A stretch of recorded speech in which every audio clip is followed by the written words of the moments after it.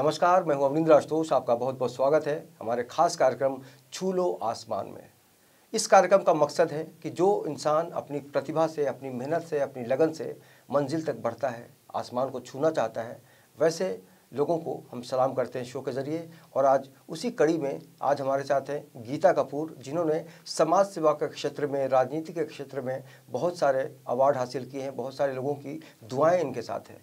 लेकिन अगर उनका एक संक्षिप्त परिचय दिया जाए तो निश्चित रूप से कहा जा सकता है कि इनके लिए सब कुछ आसान नहीं था, क्योंकि महाराष्ट्र जैसे स्थान से आप नेशनल लेवल पर तक पहुंचने का जो एक ख्वाब होता है, उसकी जो तमन्ना होती है, उसको आपने चरितार्थ किया है। तो गीता जी, आपका बहुत बहुत स्वागत है हमारे शो में।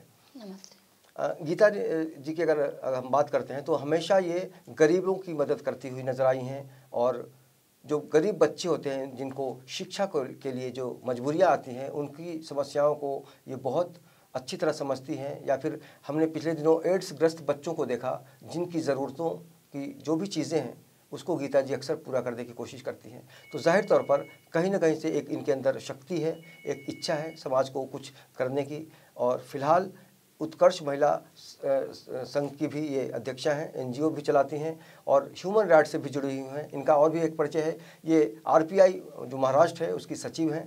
तो कुल मिला के बहुत सारा परिचय है, लेकिन एक सबसे जो अच्छा परिचय है वो है एक अच्छी इंसान है गीता जी, और समाज सेविका है। गीता जी, अपने सफ़र के बारे में सबसे पहले बताइए कि आज जिस तरह आप आसमान छूने की बात कर रही हैं, आसमान तक पहुँचने की कोशिश कर रही हैं, ये सफ़र के बारे में बताइए हमारे दर्शकों को। ये सफ़र तो मैंने 16 साल पहले ही चालू किया था, जब मेरे ऊपर शादी के बाद जो अन्याय अत्याचार हुआ।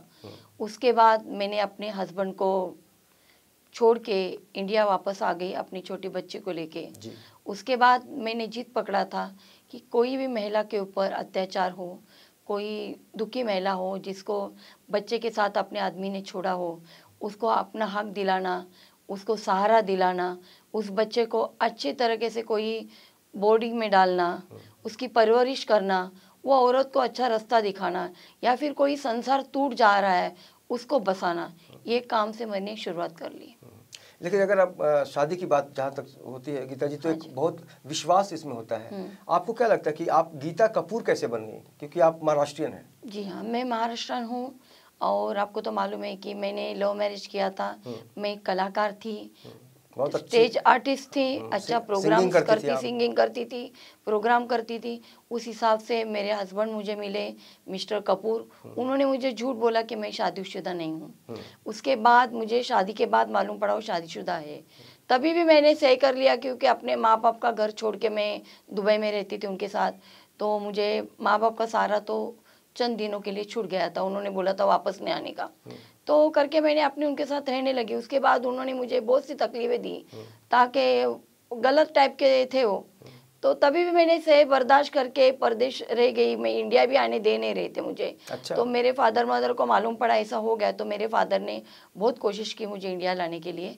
तो बाद में मैं इंडिया चली आई अपनी छोटी बच्ची के साथ। बच्ची को भी संभालते नहीं थे, क्योंकि उनको पहली 2 बेटियां थी। अच्छा। बाद में मेरी बेटी हो गई, तो उनको लड़का मांगता था, इसके लिए उन्होंने मुझे ये जुल्म किए मेरे ऊपर। एक समाज में जो स्त्री का स्थान है, जो नारी का सम्मान किया जाता है, क्या आपको लगता है कि वाकई आज की जो महिलाएं हैं, आपको तो अच्छी तरह मालूम है, उनको सम्मान मिल पाया है आज? क्योंकि हर महिला को लगता है कि वो आज भी असुरक्षित है। आप क्या देखती सोचती हैं? हाँ, मैं तो यही बोलती हूँ कि अभी भी महिला सुरक्षित नहीं है। अभी भी जो होना है मैं देखती हूँ, व्हाट्सएप में देखती हूँ, टीवी में देखती हूँ, बच्ची को लड़की होएगी तो उसको फेंक रहे, लड़की को देखते नहीं है। तो अभी तक जो सम्मान मिलना चाहिए महिलाओं को, वो नहीं मिल रहा है। ये अपने इंडिया में बहुत सी कमी लोगों में हो रही है, तो उसकी कमी पूरी करने की हम लोग भी कोशिश कर रहे हैं कि कोई भी महिला को तकलीफ हो तो उसके ऊपर आवाज़ उठाए, उसको उसका हक दिलाए, और वो महिला को मजबूत करे कि आने वाली जो हमारी अभी युवा पीढ़ी है, वो भी, उनको भी एक संदेश मिले हमारा किस्सा देख के कि अपने माँ के ऊपर क्या गुजरी है, कोई महिलाओं के ऊपर पहले क्या गुजरा है। तो वो महिलाएं, अभी युवा पीढ़ी को भी सोचना चाहिए कि हम लोग अगर शादी करें कोई लड़के से, या कि वो भी स्ट्रांग होना चाहिए, उसका बैकग्राउंड देखना चाहिए, उसका अच्छा वो लड़का है कि नहीं, सोच समझ कर आगे के कदम उठाना चाहिए। ये मैं युवा पीढ़ी के लड़कियों को संदेश दूंगी। अच्छा, एक बार फिर आपके पुराने दिनों को याद करते हैं। हाँ, जब आपको लगा कि आपके पति जो हैं वो सही नहीं है, तो आपने उनका साथ छोड़ दिया, फिर कभी दूसरी शादी करने की कोशिश लोगों ने की, घर वालों ने, या फिर आपके ऊपर दबाव आया ऐसा? नहीं, मैंने खुद ही सोचा मैं अपने बच्चों को बड़े करे, उनको बच्चों को शादी करके क्या मिलने वाला है और वापस वही किस्सा होने वाला है, तो हिम्मत से आगे बढ़े अपना। ये अच्छा हिम्मत कैसे आई? क्योंकि दूसरी औरत होती तो बिल्कुल टूट जाती, बिखर जाती। नहीं, ये जो शक्ति आपके अंदर आई, वो तो भगवान की एक देन है। मेरा माँ बाप का भी उसके पीछे बहुत बड़ा सपोर्ट है जी। जो मेरे पिताजी बोले तुम डरना नहीं, हम तुम्हारे साथ है, मेरे फैमिली मेरे साथ है।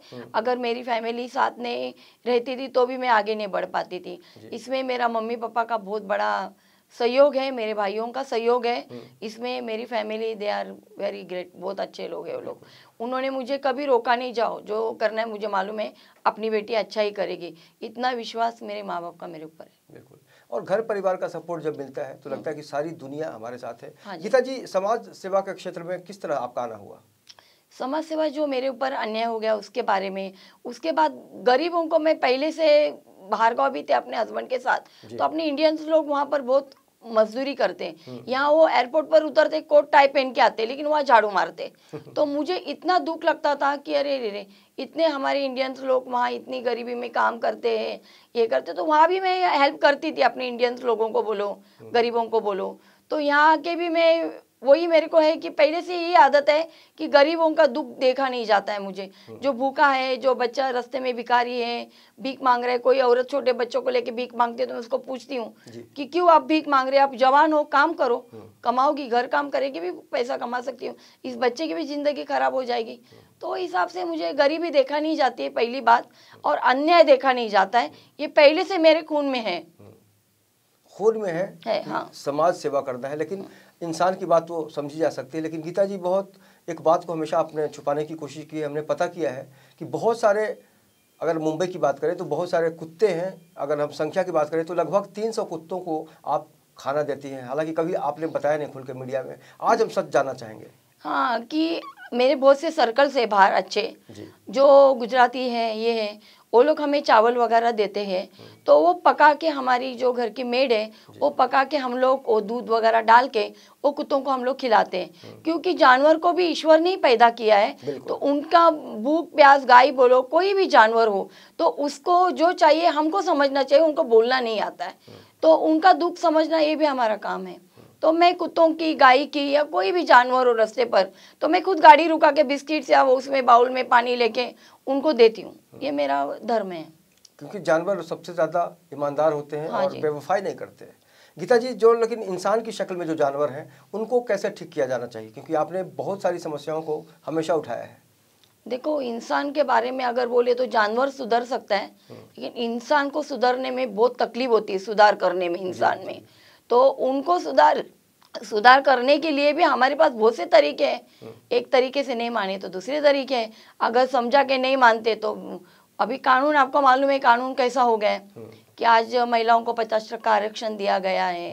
उसमें से भी अगर कोई महिला पुलिस स्टेशन जाती है तो हम भी पुलिस वालों को बोलते हैं, देखिए आप भी, आप गवर्नमेंट के सर्वेंट हो, आज हमारे टैक्स से उनको पगार जाता है, तो पुलिस वाले भी हेल्प करते हैं, नहीं ऐसा नहीं है। लेकिन महिलाएं जब पुलिस स्टेशन जाती है तो उनको रिस्पेक्ट से बात करो, उनका सवाल आप ये कर लो, दोनों की गलतियां समझो, दोनों का सवाल जवाब करो। ऐसा नहीं कि महिलाओं की गलती है या पुरुष की गलती है, दोनों के सवाल जवाब आप बराबर सुनो। उसके बाद हम लोग तो बैठे उसमें डिसीजन लेने के लिए, तो अगर हमारा वो मानते, ऑफिस में पहले हम लोग उनको बैठ के समझौता करते, काउंसलिंग करते हैं। अगर नहीं समझते तो कानून के दौरान हम लोग, अभी मैंने भी एक केस जू गली की एक की है, वो महिला को, वो आदमी बहुत तकलीफ देता था, अभी कोर्ट से 6,000 रुपया महीना उसको मिल रहा है, चालू किया कोर्ट ने, मतलब हर महीना मिलेगा। हाँ, मोमेडियन है, और मोमेडियन में आपको मालूम है 2-2, 3-3 शादियां करते हैं, फिर औरत को तकलीफ होती है। अभी गलतियां दोनों से होती है, एक हाथ से तो टाली बचती नहीं है। तो होता है कि गीता जी, कुछ हिंदू भी हैं जो बगैर बताए शादी करते हैं, कई शादियां होती है, बाद में तो एक्सपोज होता ही इंसान। हाँ, होता है, लेकिन 2-2 शादी करने, हिंदू भी अगर शादी करते उसको भी सबक कैसा देना हमको मालूम है ना, कि हिंदू भी अगर 2 शादी करते, अगर तुम्हारे में ताकत है 2 औरत संभालने की तो तुम 2 शादी करो ना। ये हम लोग बोलते हैं कि अगर तुम्हारे पास सिर्फ अय्याशी के लिए और तुम औरतों को जिंदगी खराब करने के लिए उसकी जिंदगी खराब कर रहे हो, तो ये गुनाह है, तो उसके ऊपर भी कानून हमारे है जो उनको सजा दे सकते हैं। अगर कानून नहीं दे तो हमारी जैसी महिला है उनको मैदान में उतार के सजा जैसी देना है दे सकते हैं हम लोग। बिल्कुल। अच्छा, आप काफ़ी लंबे समय से समाज सेवा में हैं, राजनीति में हैं, कभी आपको चुनाव लड़ने की, मंत्री बनने की भी इच्छा होती है? हाँ, बहुत ऑफर्स मुझे भी आए थे चुनाव के लिए, मायावती के तरफ से आए थे, बहुत से जगह से पार्टी से मुझे आया था, लेकिन मुझे चुनाव नहीं लड़ना है। अभी मुझे लोगों के लिए बहुत कुछ काम करना है, वो ये मेरी जीत है। अगर मैं लोगों के लिए काम करूँ, वो मुझे अपना ले, वही मेरी जीत है। और उनकी जगह में मंत्री से भी बड़ा हक मेरा है, जो मेरे लोग बोलते हैं गीता जी हमारे लिए काम करती है, गीता जी यही मेरा कर्तव्य है। जो मंत्री होके मैं क्या करूँ, आम इंसान बन के मैं लोगों के बीच जाके उनकी सेवा करना चाहती हूँ। गीता का जो मकसद है, गीता का जो संदेश है वो यही है कि कर्म किए जाओ, फल की चिंता मत करो। गीता जी, कभी आपने फल की चिंता की है? नहीं, फल की चिंता नहीं की, इसके लिए नहीं की कि ऊपर वाला बहुत मेहरबान है हमारे ऊपर। हम माँ बेटी, हम लोग चटनी रोटी खा के बहुत सुखी है। हमको कोई अपेक्षा नहीं है पैसे की। जिंदगी छोटी सी है, उसको अच्छा तरीके से गुजारना है, और छोटी सी जिंदगी में सब मरने के बाद सब यहाँ ही छोड़ के जाना है। बिल्कुल। या हम लोग खाली क्या बोलते हैं ना, ये मेरा कुछ नहीं मेरा। और समाज सेवा क्यों नहीं समझते? नहीं, ये कुछ आज हम बोलते ये मेरा कुछ नहीं। ऊपर जाते तो बोलते अरे बॉडी जा रही है, मर गया उसकी बॉडी है, क्या है। लेकिन जब नाम हम कमाएंगे, बोलेंगे गीता कपूर अच्छी औरत थी, ये अच्छी औरत थी। अभी रही मंत्रियों के बात, अभी हम उनके बारे में कुछ बोल नहीं सकते। वो लंदन जाए, जैसे मंत्री बनते हैं, कोई लंदन जा रहे, कोई ये कर रहा है, कोई वो कर रहा है, आयशी करे, उनकी मर्जी है। उन लोग भी सोचना चाहिए कि अपनी जनता के लिए आज लोगों ने उनको चुन के दिया है, तो लोगों के लिए वो काम करे, ये मैं संदेश दे दूंगी जी। तो वाकई जीवन में एक संदेश जो होता है, कई लोगों को रास्ता दिखाता है, कई लोगों को भटके हुए राह से अलग ले जाता है। गीता कपूर जी के साथ ये बातचीत जारी रहेगी और आप देखते रहिए N24 न्यूज़। ब्रेक के बाद हम बहुत जल्द हाजिर हो रहे हैं।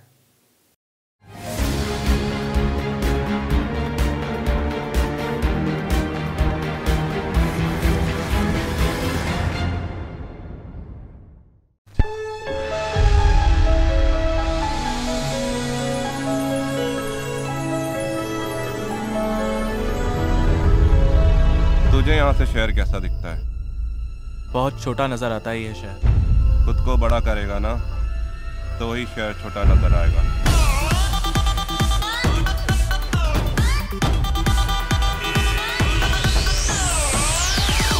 Do you love me? Of course I do यार, ये भी कोई पूछने की बात है क्या? अच्छा, शर्ट निकालो अपनी।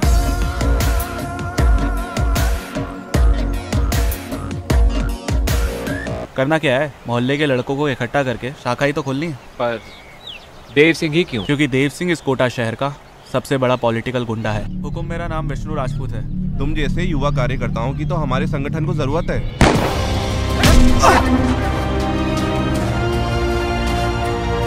अबे तू तेरे साथ साथ मुझे भी मरवाएगा।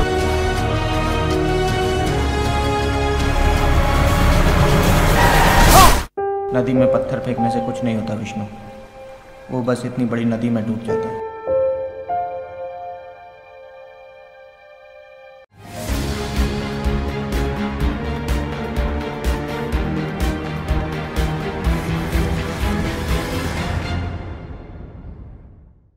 ब्रेक के बाद आपका बहुत बहुत स्वागत है। आप देख रहे हैं गीता कपूर के साथ छू लो आसमान। जैसा कि एक नारी का चरित्र होता है, नारी की जो शक्ति होती है, नारी की जो परिभाषा होती है, आज कहीं ना कहीं से उस पर फिर से बहस हो रही है, विचार करने की आवश्यकता महसूस की जा रही है। इसी देश में कभी कहा जाता था कि अबला जीवन हाय तुम्हारी यही कहानी, आंचल में है दूध और आंखों में पानी। इसी देश ने एक नारा दिया था, एक लाइन आई थी कि नारी तू नारायणी।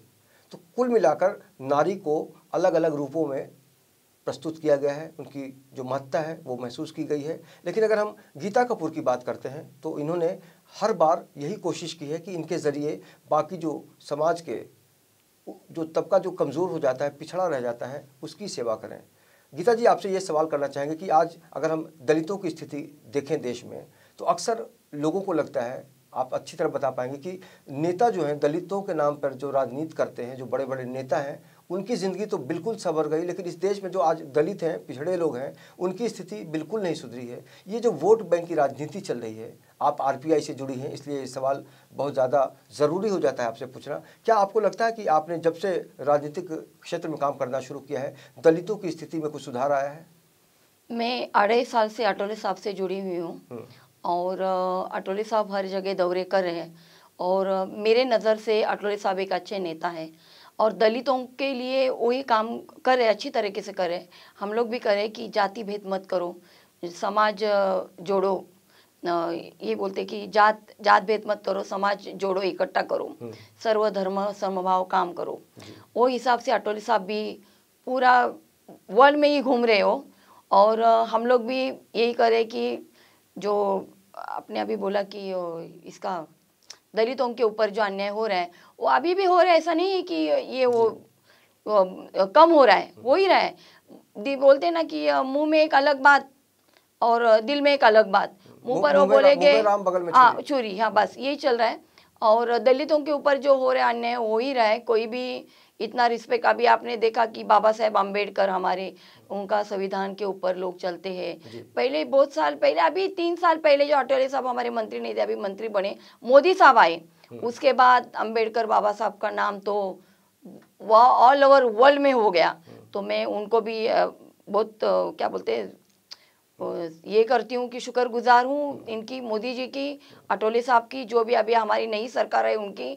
जो अम्बेडकर बाबा साहब क्या है ये आज लोगों को मालूम पड़ा है कि वो उन्होंने खाली दलितों के लिए नहीं काम किया, सब समाज के लिए काम किया। तो आज ये जात धर्म पात ये सब लोगों ने जुड़ा है, ये कोई लोग इसने नहीं किया है कि ये लोगों के अंदर छुपा हुआ ये है। जात सिर्फ स्त्री और पुरुष यही है, क्या और कुछ गीता जी यहाँ पे सवाल उठता है कि क्या कुछ नेता ऐसे हैं जो जाति धर्म के नाम पर आज भी लोगों को लड़ाते हैं? हाँ लड़ाते हैं, क्यों नहीं लड़ाते हैं, लेकिन उसके लिए हमारी जो ये शेड्यूल कास्ट है, हमारी लोग हैं वो मजबूत है उसके लिए। अभी वो लोग मानते नहीं कि हम दलित है और या क्या है, मंदिरों में जाती है, जागरूकता यस यस, मंदिर में जाते हैं, बिंदास जाते हैं, कोई ये नहीं कि स्त्री और पुरुष यही जात है। तो मैं तो नहीं समझती हूँ कि क्या दलित, क्या मराठा, क्या ब्राह्मण, कुछ नहीं। हाँ सही बात है। अगर आज ब्लड बैंक में जाए कोई मराठा और ब्राह्मण बोले नहीं नहीं नहीं मुझे तो ब्राह्मण का खून चाहिए, अरे भाई वो कहाँ से मिलेगा ब्राह्मण का खून? तो वो तो कितना, अभी मेरे सामने की बात है कि एक एक्सीडेंट हुआ था कि एक हमारे कास्ट के लोगों ने, दलित आदमी ने खून दिया, एक ब्राह्मण को खून दिया। उसको होश में आने के बाद मालूम पड़ा कि दलित ने ब्राह्मण को खून दिया है। तो क्या है फिर, एक खून का ब्लड बैंक ही सब है, कौन से जात का खून जा रहा है क्या मालूम है, आदमी जिंदा हो गया, अरे बात मैं तो ब्राह्मण हूँ। बहुत अच्छी बात कही गीता जी आपने। मैं तो ब्राह्मण हूँ, लेकिन तुम्हारे खून बदन में कौन सा खून चढ़ा है वो तो देखो। अच्छा, अभी 3 साल पूरे हो गए हैं मोदी सरकार के और 2.5 साल से भी ज्यादा हो गए फडणवीस सरकार के। क्या आपको महाराष्ट्र में कुछ बदलाव दिखा? कांग्रेस की सरकारें भी आपने देखी है, अभी बीजेपी की गवर्नमेंट है। देखिए मैं तो पक्ष के बारे में ऐसा बोलूँगी नहीं कि जैसे अटोले साहब मेरे, मैं पक्ष में हूँ तो मैं ये तो नहीं बोलूँगी ऐसा, लेकिन मुझे मेरे नज़र में थोड़ा बहुत अभी फ़र्क आ रहा है। 2 साल में नहीं था, अभी फ़र्क आ रहा है, क्योंकि देवेंद्र फडणवीस साहब है वो रात को खुद मैंने देखा है कि हाईवे में जो इसका मेट्रो का काम चालू है वो खुद राउंड मारते हैं वहाँ पर कि काम जल्दी हुआ कि नहीं, खुद वो ध्यान देकर काम करे, दुनिया कुछ भी बोले वो ध्यान दे रहे हैं। और मोदी सरकार भी काम करे, हमारे अटोले साहब काम करे, तो अभी की जो सरकार है वो काम तो कर रही है। आपने पहले कभी कहा था अटोले साहब सुपरस्टार अमिताभ बच्चन है। हाँ जी, हाँ है ही वो तो ऑल क्योंकि उसका जैसा नेता ही नहीं। देखिए वो घर फैमिली छोड़ के उनको हर जगह बीमार होके भी उन्होंने हॉस्पिटल में से डिस्चार्ज खुद लेके, कहाँ जहाँ आग लगी थी कांदिवली में वहाँ गए, वहाँ इतना पहाड़ चढ़ के आए, वो अपनी परवाह ही नहीं करते कभी भी। वो जनता की उनको पड़ी रहती है कि क्या है, आज इधर है, आज वो उधर गए। उन्होंने एक चैनल के ऑफिस पर पत्थर बरसाए थे जब बिग बॉस ने उनको रिजेक्ट कर दिया था। ये इस घटना को कैसे देख सकती है? एक तरफ तो मैं उनको दोष नहीं दूंगी, वो उनका दोष नहीं, वो लोगों ने किया रहेगा, लेकिन अटोले साहब को नाराजगी हुई। लेकिन अटोले साहब जो इंसान है उनकी तुलना करे उतना कमी है। अमिताभ बच्चन उनके सामने जीरो है, मैं तो आज ये बोलूंगी। वो अमिताभ बच्चन तो हीरो है, ये तो जनता के हीरो है, पूरे वर्ल्ड के हीरो है, हमारे दलितों के हीरो है, अभी हर समाज के हीरो है वो, और वो हमारे लिए डायमंड है, ये मैं बोलूंगी आपको। डायमंड का मतलब हीरा होता है और हीरा को ही कोहिनूर भी कहा गया है। लेकिन गीता जी, अगर हम वाकई एक आपकी सेवा की बात करें, आपके का जो जर्नी रहा है आपका, उसमें हमने सुना है कि महाराष्ट्र के अलग अलग हिस्सों में आपने आंदोलन किया है, बहुत सारे कार्यक्रम किए हैं, लेकिन बहुत सारे अवार्ड फंक्शन को आप अवॉइड करती हैं। लोग आपको सम्मानित करने के लिए बुलाते हैं, आप नहीं जाती हैं। क्या आपको अपने ऊपर घमंड हो गया है या फिर वाकई क्या मामला है पूरा? नहीं, घमंड की बात नहीं होती। मेरा अवार्ड जो है वो मेरी पब्लिक है, मेरे बच्चे हैं जो अनाथ बच्चे वृद्धाश्रम में मैं जाती हूँ, वो मेरी प्रशंसा करते हैं कि गीता कपूर जी अच्छी है। तो मुझे ये है कि वही मेरा अवार्ड है।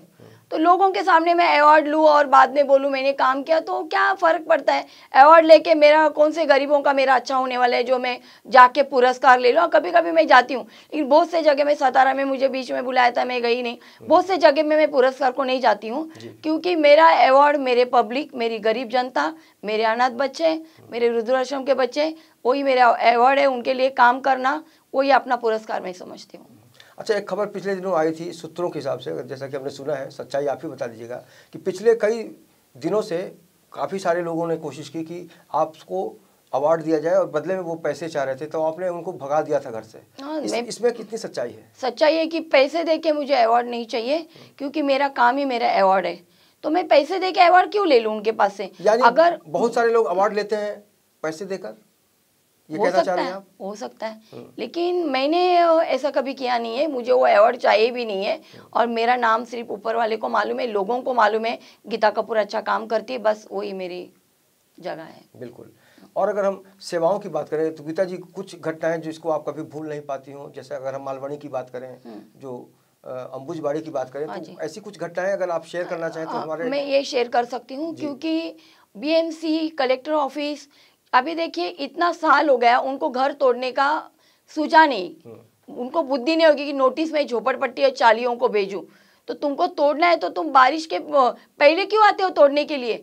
तुमको और भी जगह है, जनवरी फरवरी महीना होता है, दिसंबर होता है, हर जगह टाइम तुम तोड़ो ना जगह। अभी बारिश नहीं आई, 1 महीने पहले गरीबों के घर तुम तोड़ देते हो, ये तो अन्याय है। क्योंकि हमारे महाराष्ट्र में हर प्रांत के लोग आके यहाँ पर रहते हैं, तो तुम गरीबों का घर उजाड़ के इनको क्या मिलने वाला है? अभी बारिश का 1 महीना नहीं, बारिश शुरुआत भी हो गई है। अंबुजबाड़ी में 2 साल पहले मैंने झोपड़े बचाए थे, अभी वहां पर भी टूटा, बहुत जगह घर तोड़ रहे हैं। ये तो अन्याय हो रहा है लोगों के ऊपर।